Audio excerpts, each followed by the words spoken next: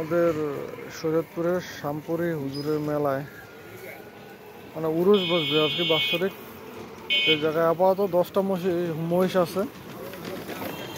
এরকম আরো মানে প্রায় সব মিলে 100 খানেকের মতো মহিষ দিয়ে উরুস করে আর কি। এগুলো কেল্লা ফতে করবে। এগুলো আদৌ এগুলো জায়েজ আছে নাকি জানি না। তো এই যে বলিষ্ঠ মহিষ এগুলো একটা।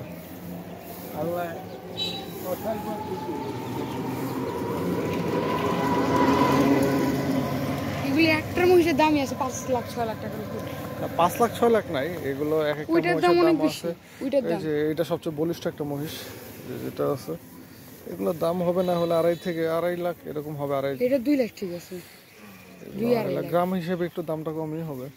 কিন্তু এগুলি যেমন 1 লাখ, এটা যেমন 1 লাখ ধরা যায়, 1 লাখ 1.5 লাখ ধরা যায়। এগুলো হলো শামপুরি হুজুরের